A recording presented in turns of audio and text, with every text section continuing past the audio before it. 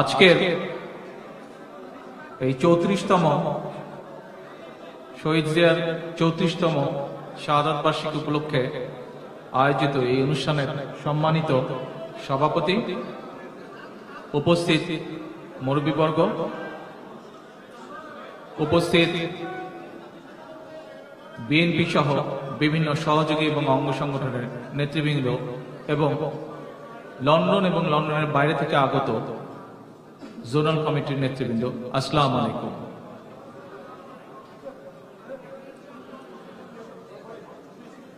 আজকের এই শাহাদাত বার্ষিকী অনুষ্ঠানে আমরা প্রথমেই যেভাবে শহীদ জিয়ার কথা স্মরণ করি, শহীদ জিয়ার আত্মার মাগফিরাত কামনা করি, একইভাবে আমাদের সকলকে স্মরণ করা উচিত আমাদের সেই সকল ভাইদের কথা যারা বর্তমান বাংলাদেশের স্বৈরাচারী আন্দোলনে, বিগত আন্দোলনগুলোতে শহীদ হয়েছেন, নিজেদের জীবনকে বিসর্জন দিয়েছেন, তাদেরও আত্মার মাগফিরাত কামনা করছি।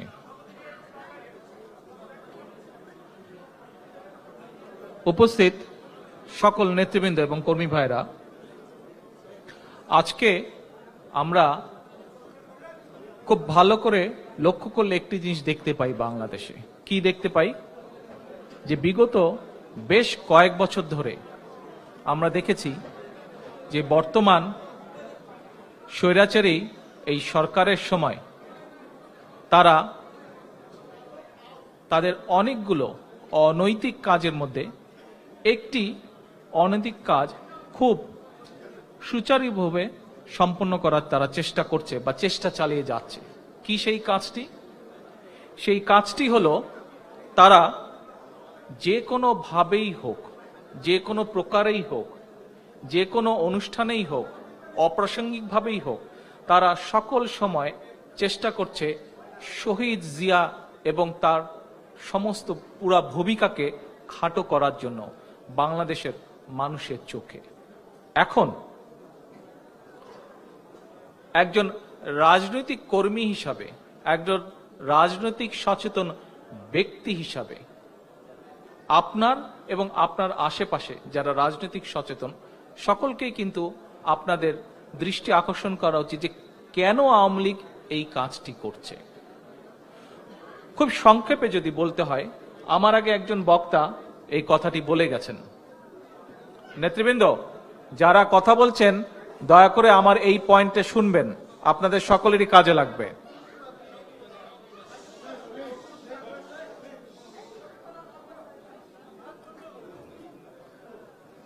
কেন এই কাজটি আওয়ামী লীগ করছে? একজন বক্তা এখানে বলে গেছেন, আমি সেই কথাটি টেনে নিই, তার কথাটি টেনে নিই, আমি আর একটু সামনে আগে যাব, অত বিস্তারিত না, কিছুটা হলেও বিস্তারিত ভাবে বলবো। যে বক্তা আমার আগে বলে গেছেন, সেই বক্তা বলেছেন যেখানে শেখ মুজিব ব্যর্থ হয়েছে সেখানেই শহীদ জিয়া সফল হয়েছে। ইয়েস, আপনারা যদি লক্ষ্য করে থাকেন, শেখ মুজিবের রাজনীতির বয়স ছিল, যখন থেকে সে রাজনীতি শুরু করেছে, তার জীবনে শুরু করেছিল, তারপরে তার মৃত্যু পর্যন্ত খুব সম্ভব রাজনীতির বয়স ছিল অলমোস্ট 45 থেকে 50 বছরের মতন। আপনারা যদি খেয়াল করে দেখেন, শহীদ জিয়া যখন বাংলাদেশের রাজনীতিতে আসলেন, তারপর থেকে শহীদ হওয়ার আগে পর্যন্ত উনিও সময় পেয়েছিলেন অ্যাবাউট 4.5 বছর থেকে 5 বছরের মতন। 50 বছরের শেখ মুজিবের 50 বছরের রাজনীতিকে ওভারকাম বা জয়যুক্ত করেছিলেন শহীদ জিয়া মাত্র 4.5 বছরের রাজনীতি বা 5 বছরের রাজনীতি দিয়ে। এখন কিভাবে? খুব সংক্ষেপে যদি আমরা ইতিহাসের বিশ্লেষণ করি, তাহলে আমরা দেখতে পাই কি, যেমন শহীদ জিয়া কোনো রাজনীতিবিদ ছিলেন না। প্রথমে রাষ্ট্রীয় কার্যভারের দায়িত্ব যখন পান, তার আগে পর্যন্ত উনি কোনো রাজনীতিবিদ ছিলেন না। কিন্তু তারপরেও আমরা দেখতে পাই একজন সৈনিক হিসাবে এবং একজন রাজনীতিবিদ হিসাবে উনি শেখ মুজিবের মতন ব্যক্তিকে, শেখ মুজিবের মতন একজন রাজনৈতিক ব্যক্তিকে দুইবার রক্ষা করেছিলেন রাজনৈতিকভাবে। এখন কি কোন কোন ভাবে, কোন কোন বার দুইভাবে? আমরা সকলেই জানি বাংলাদেশের যে কোনো নিরপেক্ষ মানুষ যারা ইতিহাস সচেতন, যারা সঠিকভাবে ইতিহাস পড়ালেখা করে, জানে, আমরা সকলেই জানি বাংলাদেশের স্বাধীনতার ঘোষক, স্বাধীনতা প্রথম আনুষ্ঠানিকভাবে ঘোষণা করেছিলেন শহীদ রাষ্ট্রপতি, বাংলাদেশের প্রথম রাষ্ট্রপতি শহীদ রাষ্ট্রপতি জিয়াউর রহমান। উনি 1971 সালের 26শে মার্চ, যখন তৎকালীন যে রাজনৈতিক দলটি আওয়ামী লীগ, যাদের দায়িত্ব ছিল দেশের মানুষকে স্বাধীনতার যুদ্ধে নিয়ে আসা, যাদের যে নেতার দায়িত্ব ছিল সেই সময় তৎকালীন রাজনৈতিক নেতা শেখ মুজিবুর রহমান, যার দায়িত্ব ছিল, কর্তব্য ছিল বাংলাদেশের স্বাধীনতা ঘোষণা করা, তারা যখন ব্যর্থ হয়েছিল 1971 সালের 26শে মার্চ, শহীদ জিয়া নিজের কাঁধে সে দায়িত্ব তুলে ঘোষণা করেছিলেন। যতটুকু আমার ধারণা আছে, যতটুকু আমি জানি, উনি প্রথমে 26শে মার্চ যখন ঘোষণা করেছিলেন, নিজেকে সার্বভৌম স্বাধীন দেশের রাষ্ট্রপতি হিসাবে নিজেকে ঘোষণা করে যুদ্ধের ডাক দিয়েছিলেন দেশের মানুষকে। পরের দিন উনি আরেকটি একই ঘোষণা দিয়েছিলেন একটু ভিন্নভাবে। কি সেই ঘোষণাটা দিয়েছিলেন, যেটি নিয়ে অনেক আওয়ামী লীগ নেতৃবৃন্দ বলে থাকে, যখন তারা তাদের পক্ষে সত্য এবং যুক্তি উপস্থাপনে ব্যর্থ হয়, তখন তারা পরের দিনের যে ঘোষণাটি শহীদ জিয়া একটু অন্যভাবে দিয়েছিলেন সেটি তারা উল্লেখ করে থাকে। পরের দিনের ঘোষণায় শহীদ জিয়া বলেছিলেন, on behalf of Sheikh Mujibur Rahman. সেদিন যদি Shaheed Zia on behalf of Sheikh Mujibur Rahman ঘোষণাটি না দিতেন, তাহলে ইতিহাসের পাতা থেকে বলা যায় শেখ মুজিব নিশ্চিহ্ন হয়ে গিয়েছিল বাংলাদেশের স্বাধীনতার অস্তিত্ব থেকে। এই হচ্ছে প্রথমবার যে শহীদ জিয়া একজন সৈনিক হয়ে এত বছরের রাজনীতিবিদ শেখ মুজিবুর রহমানকে রাজনৈতিকভাবে রক্ষা করেছিলেন। 1 নম্বর। 2 নম্বর, 1975 সালের 4th সংশোধনের মাধ্যমে শেখ মুজিব, তৎকালীন সরকার আওয়ামী লীগ সরকার এবং তার প্রধানমন্ত্রী শেখ মুজিবুর রহমান বাকশাল গঠন করলেন। আমরা সকলেই এটা জানি, এই ঘরে উপস্থিত যারা আছেন সেই সকল নেতৃবৃন্দ আমরা সকলে জানি, বাংলাদেশের লক্ষ কোটি মানুষ জানে। এই ঘরের বাইরে আমার যে সকল নেতৃবৃন্দ যারা ঘরে জায়গার অভাবে ঢুকতে পারেনি, তারাও আমরা সকলে জানি। বাকশাল গঠন করেছিল সেই সময়কার সরকার, যার নেতৃত্বে শেখ মুজিবুর রহমান ছিল। বাকশাল গঠনের মাধ্যমে তারা কি করলো, তারা বাংলাদেশের সমস্ত রাজনৈতিক দলকে তারা নিষিদ্ধ করলো। শুধু সেই রাজনৈতিক দলই নয়, শেখ মুজিব যে রাজনৈতিক দলের সদস্য হয়ে তার রাজনীতির জীবন শুরু করেছিল, সেই রাজনৈতিক দল আওয়ামী লীগকেও নিষিদ্ধ ঘোষণা করে দিল শেখ মুজিব। অর্থাৎ শেখ মুজিবের এই পয়েন্ট থেকে আরেকটি বলা যায় যে শেখ মুজিবের যদি কোনো রাজনৈতিক আদর্শ থেকে থাকে, এই ঘটনা থেকে প্রমাণ হয় সেই আদর্শ হচ্ছে নট আওয়ামী লীগ বাট বাকশাল। শেখ মুজিবের রাজনৈতিক আদর্শ বাকশাল, যেটিকে শেখ মুজিব 4th সংশোধনের মাধ্যমে প্রতিষ্ঠিত করেছিল। শেখ মুজিব নিহত হবার পরে 2 বছর পরে যখন শহীদ রাষ্ট্রপতি জিয়াউর রহমান দেশের দায়িত্বভার গ্রহণ করলেন, তখন শহীদ রাষ্ট্রপতি জিয়াউর রহমান ঠিক করলেন যে বাংলাদেশে তৎকালীন 7.5 কোটি মানুষ যে স্বপ্ন নিয়ে যুদ্ধ করেছিল একটি স্বাধীন সার্বভৌম বাংলাদেশের, যার অন্যতম মূল ভিত্তি ছিল গণতন্ত্র, বহুদলীয় গণতন্ত্র, কথা বলার স্বাধীনতা, লেখার স্বাধীনতা, মত প্রকাশের স্বাধীনতা, সেই স্বাধীনতাকে মানুষের কাছে ফিরিয়ে দিতে হবে। এবং সেজন্যই তিনি চালু করে আবার প্রবর্তন করলেন বহুদলীয় গণতন্ত্রের। এবং এই বহুদলীয় গণতন্ত্র চালু করার মাধ্যমেই শহীদ রাষ্ট্রপতি জিয়াউর রহমান আবার দ্বিতীয়বারের মতন শেখ মুজিবকে রাজনৈতিকভাবে প্রতিষ্ঠিত করলেন। কিভাবে? যখন শহীদ রাষ্ট্রপতি জিয়াউর রহমান নেতৃত্বাধীন তৎকালীন সরকার ঘোষণা দিলে যে বহুদলীয় তৎকালীন সরকার চায় বাংলাদেশে বহুদলীয় গণতন্ত্র প্রতিষ্ঠিত হোক, তখন বিভিন্ন রাজনৈতিক দলগুলো তারা তাদের নিজস্ব রাজনৈতিক প্যাডে তারা সরকারের কাছে রাজনৈতিক দল গঠনের জন্য দরখাস্ত দেয়। এবং ঠিক সেইভাবে বাংলাদেশ আওয়ামী লীগ নামে একটি দল তখন 4 নভেম্বর 1976 সালে দরখাস্ত দানের মাধ্যমে তারা পারমিশন পেল রাজনীতি করা। এবং সেই যে আওয়ামী লীগ যারা রাজনীতি করার যেই দলটি আওয়ামী লীগ নামক দলটি শহীদ রাষ্ট্রপতি জিয়াউর রহমানের সময় আবার পারমিশন নিল তৎকালীন সরকারের কাছ থেকে রাজনীতি করার সময়, সেই আওয়ামী লীগ নামক দলটি আবার শেখ মুজিবকে তাদের নেতা মেনে নিল। অর্থাৎ কি হলো, শহীদ রাষ্ট্রপতি জিয়াউর রহমান দ্বিতীয়বারের মতন যে শুধু শেখ মুজিবকে রাজনৈতিকভাবে প্রতিষ্ঠিত করলেন শুধু তাই নয়, যে রাজনৈতিক দলটি শেখ মুজিবকে দেশের মানুষের সামনে পরিচিত করেছিল, সেই রাজনৈতিক দলটিকে শেখ মুজিবুর রহমান নিজ হাতে গলা টিপে হত্যা করেছিল, সেই রাজনৈতিক দলটিকেই আবার শহীদ রাষ্ট্রপতি জিয়াউর রহমান বাংলাদেশের মাটিতে একটি রাজনৈতিক দল হিসেবে রাজনীতি করার সুযোগ করে দেন। প্রিয় নেতৃবৃন্দ, প্রিয় বন্ধুগণ, প্রিয় সাংবাদিক ভাইরা, আজকে এটি হচ্ছে রাজনৈতিক যেই পয়েন্টগুলো আপনাদের সামনে এই মুহূর্তে আমি বললাম, এইগুলি হচ্ছে রাজনৈতিক মূল কতগুলি বৈশিষ্ট্য। এবং আওয়ামী লীগের নেতৃবৃন্দ তারা জানে যে তাদের এই দুর্বলতাগুলো আছে। শহীদ জিয়া এবং শেখ মুজিবুর রহমানের মধ্যে যখনই পার্থক্য করা হয়, যখনই তুলনা করা হয়, তখনই এই বৈশিষ্ট্যগুলি তাদের কাছে এই ফ্লাড লাইটের মতন, ফ্ল্যাশ লাইটের মতন জলজল করে ভেসে ওঠে। এবং এটি জানে বলেই তারা যখনই সুযোগ পায় তখনই তারা চায় শহীদ জিয়ার কৃতিত্বকে, শহীদ জিয়ার নামকে মুছে ফেলার জন্য চেষ্টা করতে।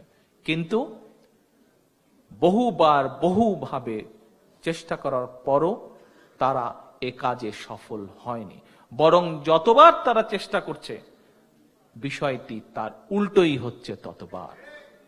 আজকে আমরা যদি দেশের দিকে তাকাই, আজকে এখানে বহু ইয়াং জেনারেশন, নতুন প্রজন্মের বহু নেতা, বহু কর্মীকে আমি দেখতে পাচ্ছি। আজকে তোমরা বাংলাদেশের পত্রপত্রিকায় মাধ্যমেই হোক, মিডিয়ার মাধ্যমেই হোক, নিজেদের ব্যক্তিগত মাধ্যমেই হোক, নিজেদের সচক্ষে হোক, আত্মীয় স্বজনের কাছ থেকে হোক, তোমরা আজকে বাংলাদেশের যে সিচুয়েশন দেখতে পাচ্ছ, আমার বয়সী যারা আছেন, আমার মুরব্বী এখানে যারা আছেন, আমরা যা দেখেছি অতীতে এবং বর্তমানে যা দেখছি, অতীত অর্থাৎ আওয়ামী লীগ, শেখ মুজিবের সেই তৎকালীন শাসনামল যতটুকু আমরা দেখেছি, আমাদের মুরব্বী যারা আছেন আমরা যতটুকু দেখেছি, তোমরা সেটি দেখো নাই। তোমাদের আজকে সুযোগ হয়েছে শেখ মুজিবের, অর্থাৎ একটি ভিসিআরে যখন একটি ফিল্ম একবার দেখে নিয়ে কিছুক্ষণ পরে যদি আবার ওইটাকে প্লে করা হয়, একই রকম যেরকম দেখা যায়, আজকে তোমরা বাংলাদেশের যে সিনারিও দেখছো, বাংলাদেশের এই অবৈধ শেখ হাসিনার যে শাসনামল তোমরা দেখছো, এটি হচ্ছে হুবহু শেখ মুজিবের শাসনামলের একটি পুনরাবৃত্তি, রিপ্লে একটি। আজকে একটি তার রিপ্লে। পত্রপত্রিকা খুললে প্রায় দেখা যায় ব্যাংক ডাকাতি। এখানে কয়েকজন সামনে মুরব্বী কয়েকজন বসে আছেন, ওনাদেরকে জিজ্ঞেস করো, ওনারা বলবেন এই ব্যাংক ডাকাতি, এটি তো শেখ মুজিবের সময়ও ঘটতো, শেখ মুজিবের সময় প্রায় দেখা যেত ব্যাংক ডাকাতি। এবং বিভিন্ন সময় বিভিন্ন জন যোগ করে বলতো কোথাও কোনো ব্যাংক ডাকাত ধরা পড়লে শেখ সাহেব বলে আগে নিজের ঘরের নিজের কিছু সদস্যের কথা জেনে নিতেন যে তারা বাসায় আছে কিনা। আমি আর বিস্তারিত গেলাম না জোকে, অনেকেই জানে, যারা জানে না, যারা জানে তাদের কাছ থেকে জেনে নিয়েন যে শেখ মুজিব নিজের ঘরের কিছু কিছু সদস্যের ব্যাপারে জেনে নিতেন যে এই ওরা আছে নাকি ঘরে, দেখো তো। যদি শেখ মুজিবের বাসা থেকে উত্তর হতো যে হ্যাঁ ওরা আছে, তখন বলে অথরিটিকে বলা হতো যে ঠিক আছে ওই ডাকাতদের ধরো। এই কাজ সে সময় হতো, এই কাজ এখনো হচ্ছে। সেই সময়ও দেখা যেত যে ব্যাংক ডাকাত যারা, তারা আওয়ামী লীগের লোকজন, আওয়ামী লীগের সাথে জড়িত লোকজন। বর্তমানেও আমরা যা দেখেছি যে তারাও যেই সব ব্যাংক ডাকাতি হয়েছে রিসেন্টলি, এর মধ্যে হয়েছে, দেখা গেছে কোনো না কোনো ভাবে তারা বিভিন্ন লোকাল আওয়ামী লীগের নেতৃবৃন্দের সাথে বা দলের সাথে জড়িত। দেখেছেন না আপনারা এই নিউজ? কাজে এটি নতুন কোনো ব্যাপার না। আসেন এরপরে, নারী নির্যাতন, পয়লা বৈশাখের দিন কি ঘটেছে আপনারা দেখেছেন, তার আগে পরে কি ঘটছে আপনারা দেখেছেন। ইতিহাসের পাতা খুলুন, বিভিন্ন পত্রপত্রিকা খুলুন, শেখ মুজিবের সময় একই ঘটনা সে সময় ঘটেছে, একই দৃশ্য সেই সময় বাংলাদেশের মানুষ দেখেছে। কাজেই আওয়ামী লীগের সময় এটি কোনো নতুন ব্যাপার নয়। ব্যাং ডাকাতি বলেন, নারী নির্যাতন বলেন, এটি আওয়ামী লীগের সময় হবেই, হতে বাধ্য। আসুনের পরে রাজনৈতিক নেতাকর্মীদের উপরে নির্যাতন, হত্যা, গুম, শেখ মুজিবের সময় তো সিরাজ শিকদারকে গুম করার মাধ্যমে গুমের রাজনীতি তারাই প্রথম শুরু করেছে। তারপরে তো আমাদের ইলিয়াস আলী বলেন, আমাদের কমিশনার চৌধুরী আলম সহ আরো হাজার হাজার নেতাকর্মীর কথা বলেন। একটু আগে আপনারা এখানে একটি ডকুমেন্টারি দেখেছেন।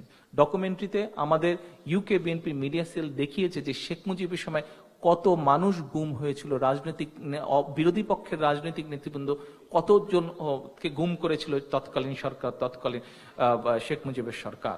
আসুনের পরে দুর্নীতি দেখেন, শেখ মুজিবের সময় শেখ মুজিবের নেতৃত্বাধীন সরকার বাংলাদেশকে দুর্নীতিপরায়ণ দেশ হিসেবে বিশ্বের মানচিত্রে পরিচিত করিয়ে দিয়েছিল। আসুন আবার, আপনাদের মনে আছে 2001 সালে অর্থাৎ 96 সালে যখন শেখ হাসিনা একবার ক্ষমতায় আসলো, 2001 সালে সে ক্ষমতা ছেড়ে দিল। সে ক্ষমতা ছেড়ে দেওয়ার কয়েক মাস আগে টিআইবি একটি রিপোর্ট প্রকাশিত করে এবং সেই রিপোর্টে প্রকাশিত বড় বড় হেডিং করে সব পত্রপত্রিকা আসলো যে বাংলাদেশ দুর্নীতিতে 1 নম্বর। মনে পড়ে আপনাদের নিউজটা? দেখেন, আমাদের সময় তো আমরা যমুনা ব্রিজ করেছি। কখনো শুনেছিলেন কোন পত্রপত্রিকা নিউজ করতে পেরেছিল যে যমুনা ব্রিজের 1 টাকা এদিক ওদিক হয়েছে? হয়নি। অথচ এরা পদ্মা সেতু শুরু করার আগেই যা খাবার খায় খেয়ে দে যাতা অবস্থা করে দিল। অর্থাৎ আওয়ামী লীগের আরেকটি ক্রেডিট হচ্ছে যতবারই তারা ক্ষমতায় আসে তারা বাংলাদেশকে বিশ্বের মানচিত্রে একটি দুর্নীতিপরায়ণ দেশ হিসাবে পরিচিতি লাভ করায়। আসেন এরপরে সংবাদপত্রের কণ্ঠরোধ। বাকশাল গঠনের মাধ্যমে সংবাদপত্রের কণ্ঠ কিভাবে রোধ করা হয়েছিল, সংবাদপত্রের এখানে আমার সামনে সংবাদপত্রের বহু ভাইয়েরা বসে আছেন। আপনারা যে কম বেশি জানেন না তা নয়, আপনারাও ভালো করে জানেন। আজ 30-35 বছর পরে, 40 বছর পরে সংবাদপত্রের কণ্ঠরোধ কিভাবে করা হচ্ছে এটা যে আপনারা জানেন না তাও না। আপনাদের সামনে আপনাদের সহকর্মী সাগর রুনিকে হত্যা করা হয়েছে, আর ওইদিকে শেখ হাসিনা বলল আমি কি কারো বেডরুম পাহারা দিব? তাহলে এবার বুঝুন আপনাদের কি অবস্থা। কাজী এটিও নতুন কোনো ব্যাপার নয়। এর আগে সংবাদপত্রের কর্মীদেরকে ওই না না না টিসিবি ছিল না একটা সংগঠন, টিসিবিতে চাকরি দেওয়া হয়েছিল, কাস্টমসে চাকরি দেওয়া হয়েছিল পত্রপত্রিকা বন্ধ করে দেওয়ার পরে। আর এবার ডিজিটাল উপায়, যুগ যেহেতু পাল্টেছে, যেহেতু টেকনোলজি অ্যাডভান্স হয়েছে, ডিজিটাল পদ্ধতিতে এবার সংবাদপত্রের কণ্ঠরোধ করা হচ্ছে। কাজেই সংবাদপত্রের ভাইদের কাছে অনুরোধ, আপনারা যেখানে আপনাদের নিজেদেরই বিচার পান না, আপনারা কিভাবে অন্যের কথা লিখবেন, কতটুকুই বা আপনারা লিখতে পাবেন, এটিও কিন্তু ভেবে দেখার এখন সময় এসছে। প্রশাসনের দলীয়করণ কত প্রকার ও কি এটি মনে হয় এটিতে যদি এটির উপরে যদি রচনা লিখতে বলা হয়, বাংলাদেশের যে কোনো শিক্ষিত মানুষ অনায়াসে 20 মার্কের কেন 50 মার্কের প্রশ্ন উত্তর লিখে দিতে পারবে আজকের প্রশাসনের দলীয়করণ বলতে কি বুঝায়। আর একটু আগে বলে গেছেন, এদিকে প্রথম দিকে যখন বক্তা শুরু হলো, একজন বক্তা এখানে কথা প্রসঙ্গে বলে গিয়েছিলেন যে কিছুদিন আগে আওয়ামী লীগের একজন মন্ত্রী, কি মন্ত্রী জানি না বোগাস মন্ত্রী তাদের দলের ছাত্র সংগঠনের জন্ম পরিচয় সম্পর্কে উনি বলে গেছেন। আবার পরবর্তীতে আমরা দেখলাম ছাত্র সংগঠনের সেই দায়িত্বরত নেতা, সেও আবার তাদের দলের নেতাদের জন্ম সম্পর্কে বলে গেছে, জন্ম পরিচয় বলে গেছে। তা এখন বিষয় হচ্ছে, আচ্ছা সরি ভাই, একটা গাড়ি অ্যাম্বুলেন্স ব্লক করছে, গাড়ির নাম্বার EX06B JN সিলভার বক্সল, না ভক্সওয়াল না, সুজুকি সিলভার কালারের সুজুকি। সুজুকি সিলভার কালার, যার গাড়িটা আছে একটু সরাই নেন। অ্যাম্বুলেন্স ব্লক করে ফেলছে, অ্যাম্বুলেন্স প্লিজ। তো এখন তাদের পরিচয় সম্পর্কে, জন্ম পরিচয় সম্পর্কে আমরা জেনে গেছি, কিন্তু তাদের নিজেদের মুখ থেকেই জানা হয়ে গেছে। গতকাল একটা খবর দেখলাম, এই যে ছাত্র সংগঠন, এই যে নেতৃবৃন্দ, ছবি পরে তুলুন, হ্যাঁ আগে কথাটা শুনে নেন, তাহলে মজা পাবেন, ইতিহাস জানতে পারবেন। আচ্ছা, গতকাল একটা নিউজ দেখলাম যে বাংলাদেশের কোন এক জেলায় এই যে বোগাস নেতা যে তার ছাত্র সংগঠনের জন্ম পরিচয় দিয়েছিল, এই ছাত্র সংগঠনে কিছু কিছু নেতৃবৃন্দ কি করেছে, সকল্ড নেতৃবৃন্দ, তারা নকলের অধিকার দাবি করেছে। যে পরীক্ষক যে থাকে, পরীক্ষক এক্সামিনার যে থাকে, এক্সামিনারকে আটকিয়ে বলিয়েছে যে আমাদেরকে নকল করতে দিতে হবে। তো এখন তাহলে ওই বোগাস মন্ত্রী যে জন্ম পরিচয় দিয়েছে এবং তাদের কার্যকলাপ কি মিলে যায় দুটো একসাথে? আপনাদের নিশ্চয়ই মনে আছে যে এর আগের আমি এই অবৈধ মন্ত্রীদের, এই অবৈধ সরকারের আরেক মন্ত্রীর একটি নিজের লেখা থেকে পড়ে শুনিয়েছিলাম যে সে ছাত্র অবস্থায় যখন একবার শেখ মুজিবের সাথে দেখা করতে গিয়েছিল হল নির্বাচনের পরে, তখন বের হয়ে আসার সময় শেখ মুজিব তাকে বলেছিল এই কিছু মিছু একটা রাখার জন্য। মনে আছে আপনাদের?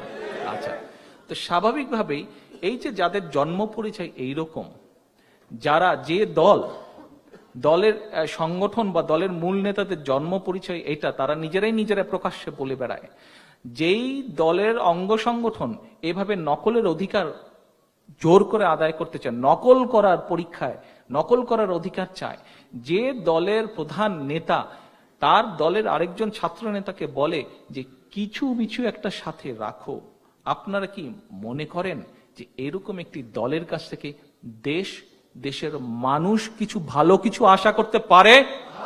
কোনোভাবেই পারে না।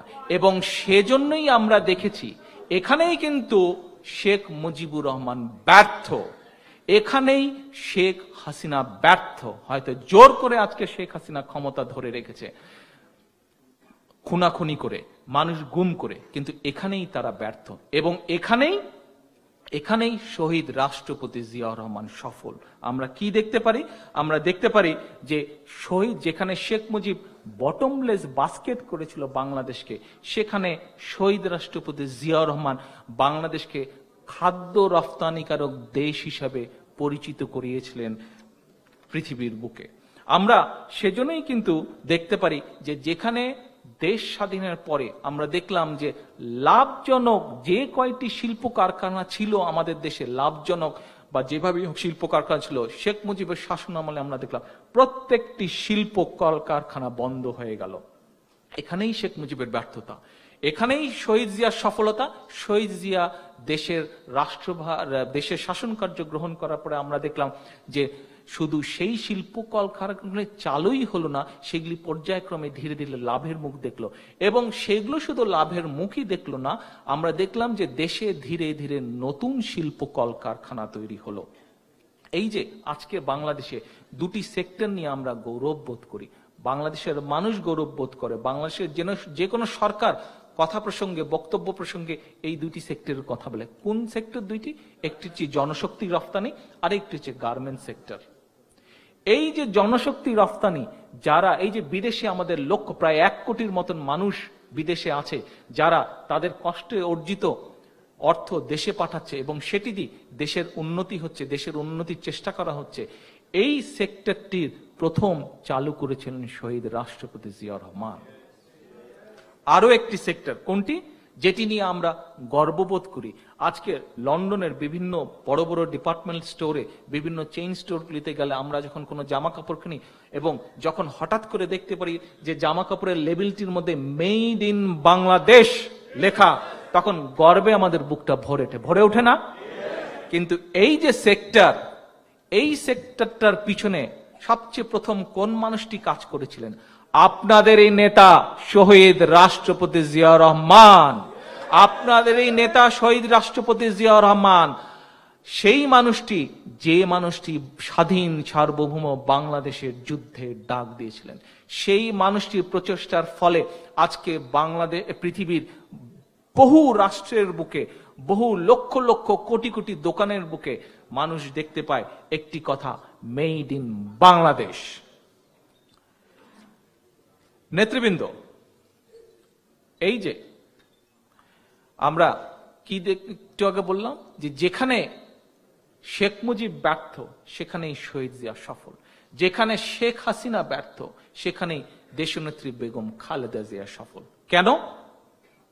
আজকে আমরা কি শুনি আওয়ামী লীগের মুখে? তালা বলে নারীদের জন্য অনেক কিছু করেছে।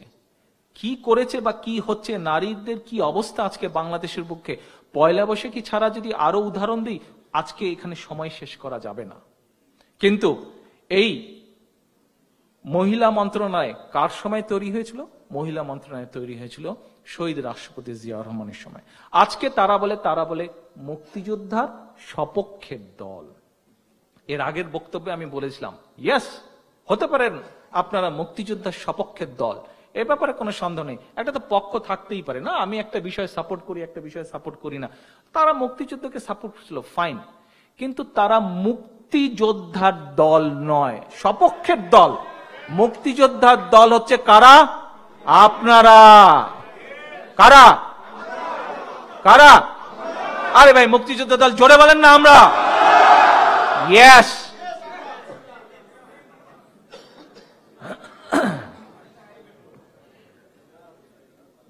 এই মুক্তিযোদ্ধা মন্ত্রণালয় কাদের তৈরি? মুক্তিযোদ্ধা মন্ত্রণালয় তৈরি দেশনেত্রী বেগম খালেদা জিয়ার।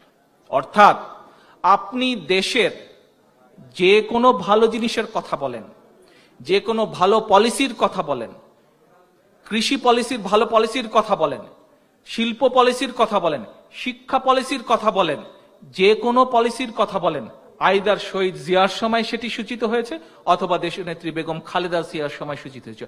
অর্থাৎ আপনার দল, আপনাদের দল বিএনপির সময় সেটি সূচিত হয়েছে। বাংলাদেশের জন্য যা যা ভালো কিছু হয়েছে এখন পর্যন্ত শতকরা তার 80% সূচিত হয়েছে আপনাদের সময়, আপনাদের দলের সময়, আপনাদের নেতৃত্বের সময়। কিছুদিন আগে বক্তব্যের শেষ পর্যায়ে এসে আরেকটি বাস্তব, কঠিন বাস্তব সত্য আপনাদের সামনে তুলে ধরতে চাই। কিছুদিন আগে, গত এক সপ্তাহ আগে পত্রপত্রিকায় দেখলাম যে একটি গ্যাজেট প্রকাশিত হয়েছে বাংলাদেশে। কিছু কিছু ব্যক্তিকে প্রোটেকশন দেওয়ার নামে, রক্ষা করার নামে এখন সেখানে বলা হয়েছে শেখ মুজিবের ফ্যামিলি যারা, এখানে আমরা যারা আছি অধিকাংশই আমরা মুসলমান, এই ঘরে যারা আছি, হয়তো মুসলমান ছাড়া অন্য ধর্মের কোনো মানুষ এখানে থাকতে পারেন। শুধু মুসলমান নয়, অন্য ধর্মে যারা আছেন তাদের ধর্মেও বলে, আমাদের সমাজ ব্যবস্থাতেও বলে, কি বলে যে সাধারণত পিতার পরিচয় পরবর্তী বংশধরদের পরিচিতি হয়ে থাকে, তাই নয় কি?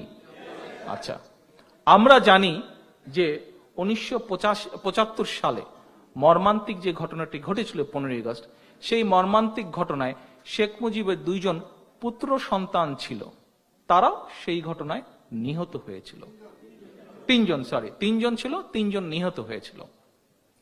তাহলে সাধারণত সমাজ ব্যবস্থায় বলেন বা যে কোনো ধর্মের বিধানেই বলেন, সাধারণত পুত্রের সন্তান যদি হয়ে থাকে তাকে বলা হয় ফ্যামিলি বা বংশ, তাই নয় কি? আচ্ছা, আমরা দেখছি বর্তমানে যে কেউ নেই। এখন শেখ মুজিবের ফ্যামিলি প্রোটেকশন আইন দিয়ে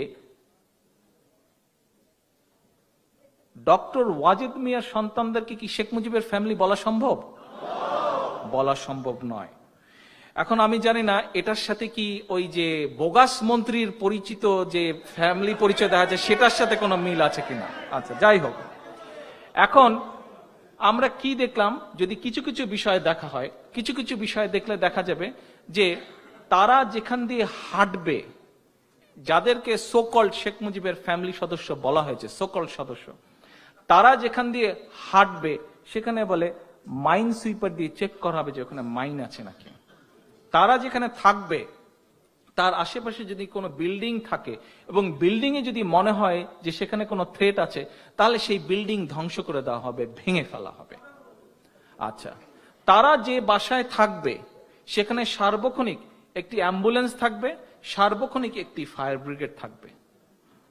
এখন হিসাব মতে দেওয়া হচ্ছে বোধহয় 7 জনের সংখ্যা, তার মানে 7টা অ্যাম্বুলেন্স এবং 7টা ফায়ার ব্রিগেড। আজকে বাংলাদেশের মানুষ প্রশ্ন করতে পারে, বাংলাদেশের কয়টা মানুষ অ্যাম্বুলেন্স ফ্যাসিলিটি পাচ্ছে যে 24 ঘন্টা 7 জন মানুষের জন্য 7টা অ্যাম্বুলেন্স দাঁড়িয়ে থাকবে, 7টা ফায়ার ব্রিগেড দাঁড়িয়ে থাকবে? আপনারা একটা গণতান্ত্রিক একটা সভ্য দেশে আছেন, এই দেশে কি এরকম কিছু আমরা দেখতে পাই? এই দেশে দেখতে পাই না। বিষয় এইগুলো নয়, এইগুলো বিষয় অবশ্যই, কিন্তু এর থেকে একটি অন্যতম গুরুত্বপূর্ণ বিষয়, আপনারা এখানে যারা উপস্থিত আছেন, আমি যে এখানে উপস্থিত আছি, আমরা যারা এই স্টেজে আজকে উপস্থিত আছে 2-4 জন বাদে হয়তো আমরা কি এখানে সবাই রাজনীতি করি না? সবাই তো প্রত্যক্ষ বা পরোক্ষভাবে আমরা রাজনীতির সাথে জড়িত, তাই নয়? রাজনীতি আমরা কার জন্য করি ভাই? দেশের জন্য করি, দেশের মানুষের জন্য করি।